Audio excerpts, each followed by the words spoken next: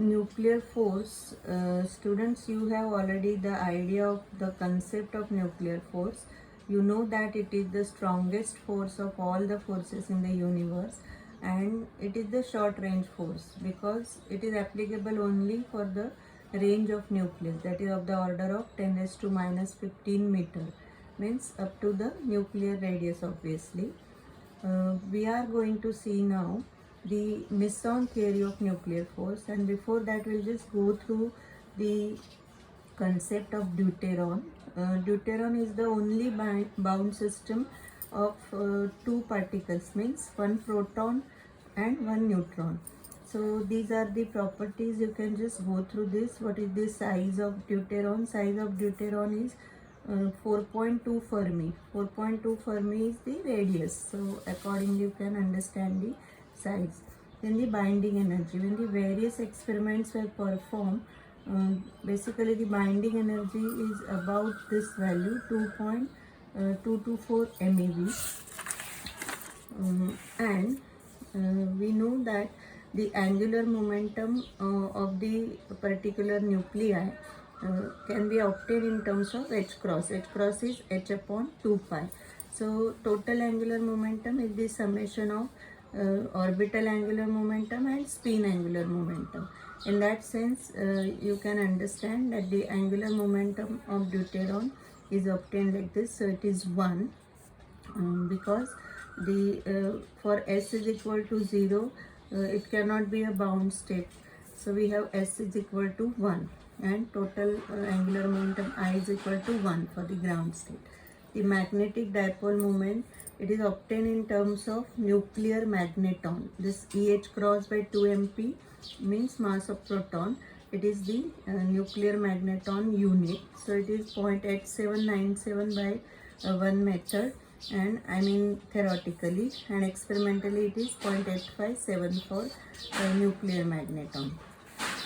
Now the electric quadrupole moment. I hope you remember the concept that quadrupole moment is related to the shape, means whether it is perfectly spherical or not. So it has got the positive quadrupole moment 0.282 Fermi, means it has a non spherical shape, so elliptical, slightly elliptical shape.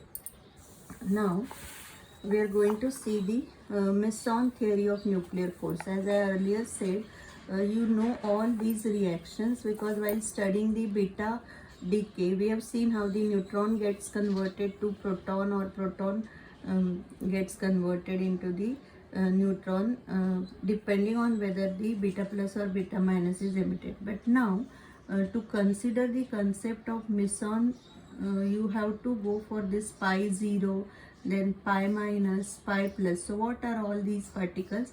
These are the pions. This is neutral pion, this is negative pion, and pi plus is the positive pion. So when we consider a single neutron, basically neutron is surrounded by these pi 0 particles. Similarly, proton is surrounded by the pi 0 particles. So what is nuclear force according to the Meson theory? It is the exchange between these pions which surrounds the neutrons and protons. So these Feynman diagrams basically explains very beautifully how the nuclear force exists in terms of the pions. See here, this is proton, and this is proton. What is responsible during this proton cycle? We have only pi 0. So if p plus pi 0, we get p only, means proton plus neutral pion, we get pion only. Proton only. Similarly, neutron plus pi 0, we get neutron only. So pi 0 just surrounds whether it is the proton or the neutron. This arrow indicates whether it is outgoing or it is incoming. So it is very clear in all these senses. Proton, again we are seeing, we can see here like pi 0 is going out here. Here neutron, pi 0 is going out. Now if we consider the charge particles, that is pi plus and pi minus, so you can see that if proton gives this pi plus, then what we see is the neutron, or neutron absorbs this pi plus, then what we see is proton. Similarly, neutron gives pi minus to give the proton, but proton absorbs the pi minus and it gets converted to neutron. So the above equations are actually explaining these diagrams. Now, when we consider the concept of nuclear force, finally we have to go for the mass of meson, because while considering the meson theory, the uncertainty principle has to be taken into account, and this principle in terms of time and energy. So according to the principle, we have delta T is h cross upon delta E. So uncertainty in time is with respect to the uncertainty in energy.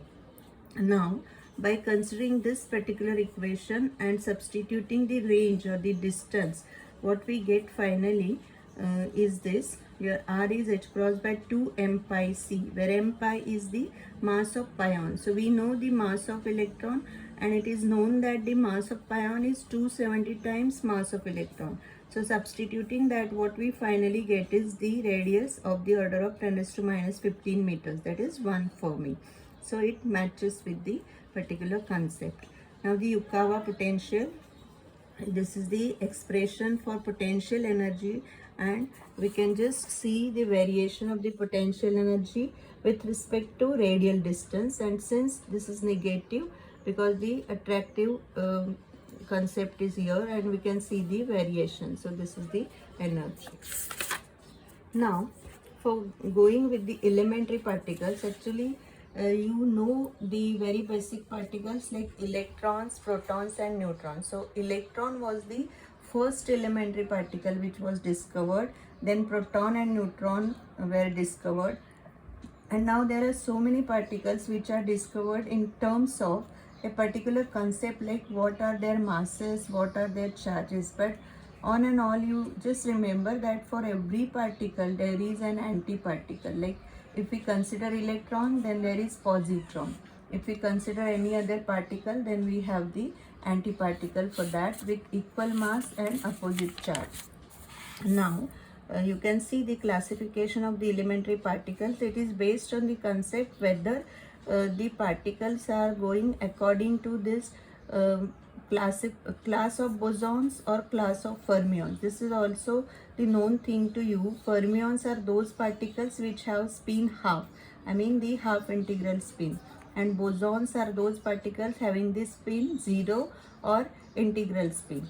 Fermions are those particles which obey the Pauli's exclusion principle, and bosons are those particles which do not obey the Pauli's exclusion principle. So based on that, we can see this variation.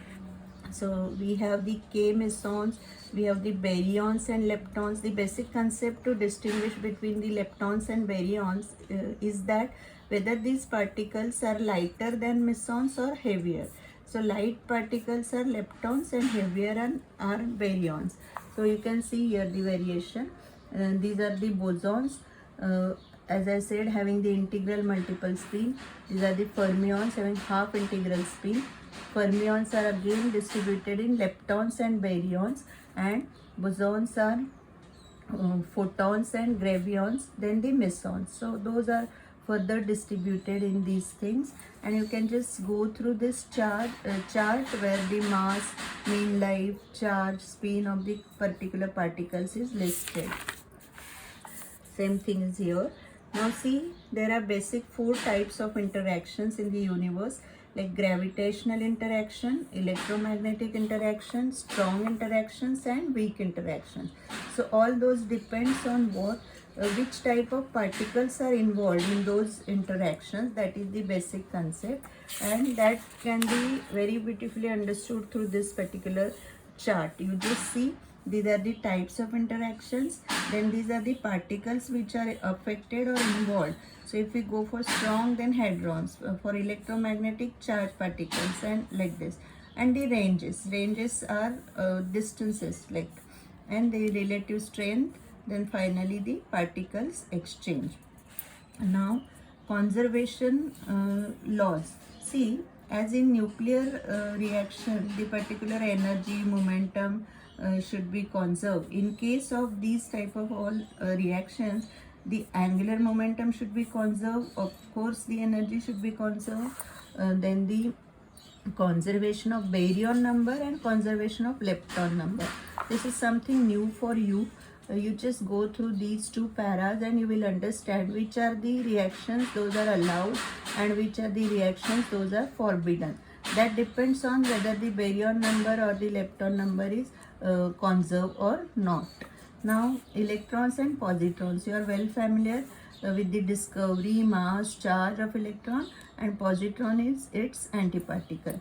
Then protons and antiprotons. We have come across this concept many times.